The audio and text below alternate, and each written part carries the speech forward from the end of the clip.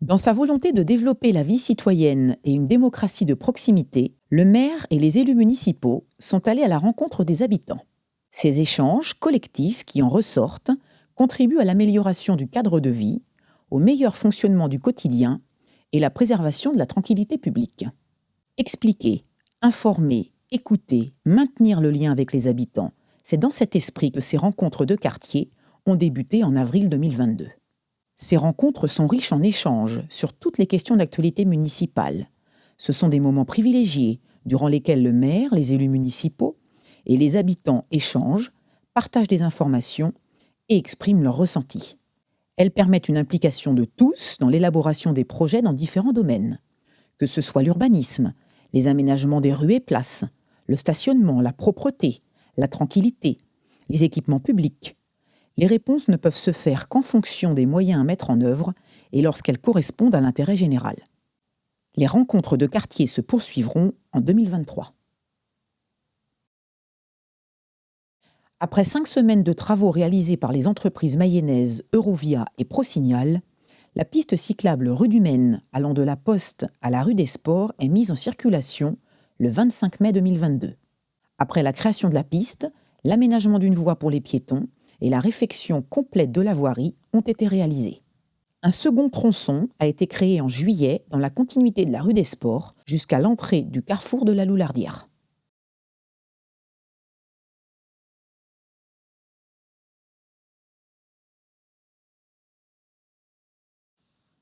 En plein cœur du centre-ville, à proximité immédiate de la mairie, des commerces, des écoles et de graines de malice, Mayenne Habitat a démarré la construction de la résidence Artis en septembre. Cet immeuble de 3 étages comprendra une maison de la petite enfance sur 522 m² au rez-de-chaussée, qui sera gérée par la ville, et 17 appartements allant du T2 au T4, gérés par Mayenne Habitat. Cette construction bénéficie du soutien du conseil départemental avec le plan Mayennais, visant à développer une offre de logements adaptés aux seniors en Mayenne. Ce plan permet également l'inclusion sociale des personnes âgées en luttant contre l'isolement, comme ici avec la proximité du centre-ville. Cette construction est une première mixité entre logements sociaux en location, services petite enfance et accession à la propriété. Le coût prévisionnel de l'opération est d'environ 2 millions d'euros avec plusieurs subventions, l'État, Laval Agglomération, le conseil départemental, Mayenne Habitat et Action Logement. La ville de Bonchamp met à disposition 27 500 € hors taxe de foncier.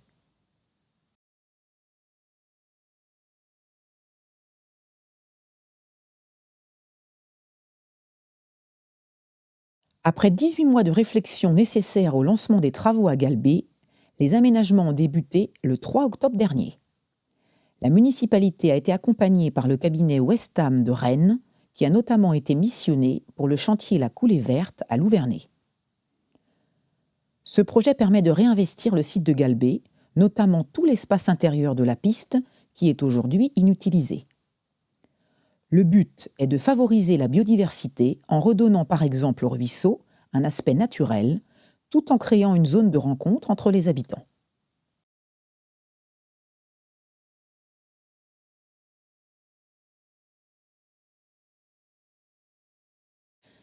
« 56 bénévoles bonchampois ont participé le samedi 1er octobre à la première journée citoyenne organisée par la commission municipale Sécurité-Citoyenneté sous la responsabilité de Jean-Marc Coignard.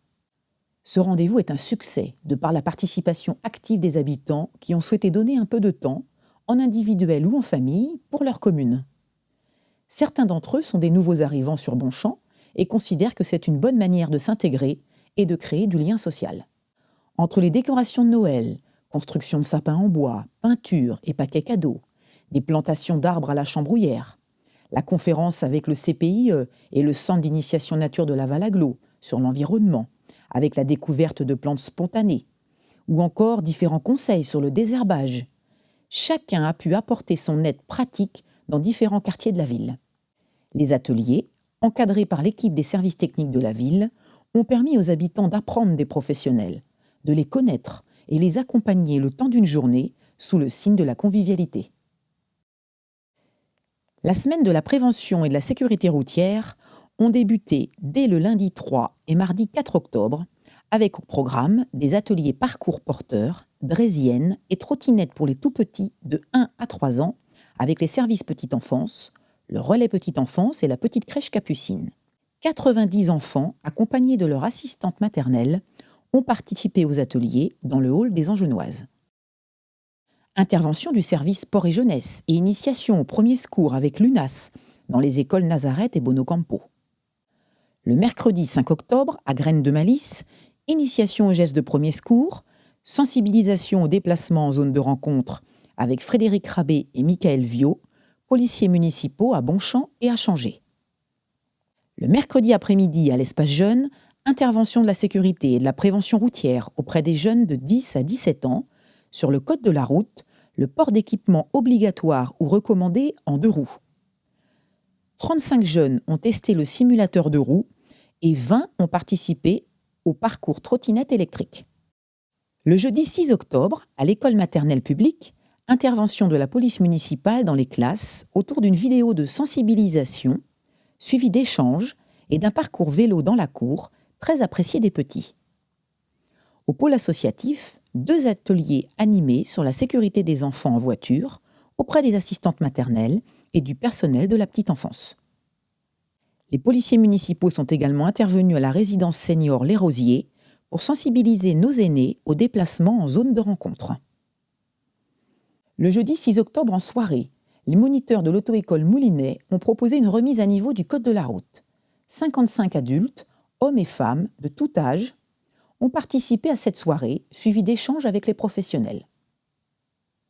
Le vendredi 7 octobre, à l'école Bonocampo, les éducateurs du service sport et jeunesse de la ville sont intervenus auprès des élèves sur la gestion du vélo ou de la trottinette, savoir freiner et savoir s'arrêter, comment appréhender un rond-point, connaître les panneaux du code de la route.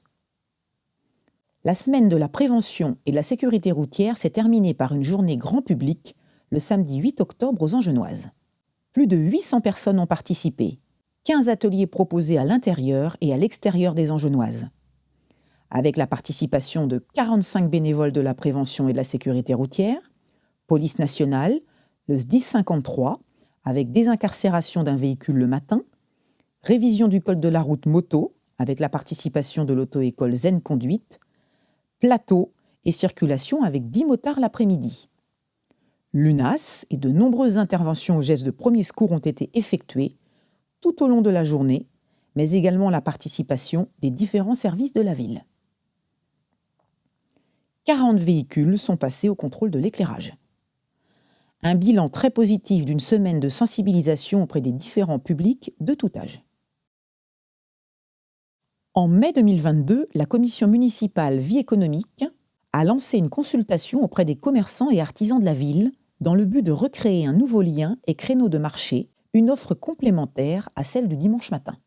Avec le retour de l'enquête faite avant l'été, le jeudi a été retenu. Depuis le 22 septembre, les Bonchampois bénéficient d'une nouvelle offre de marché tous les jeudis, de 15h30 à 19h, sur la place de Didorf, qui se situe derrière les Angenoises et en face la Poste. Un marché en hypercentre, près des écoles, qui bénéficie d'un grand espace.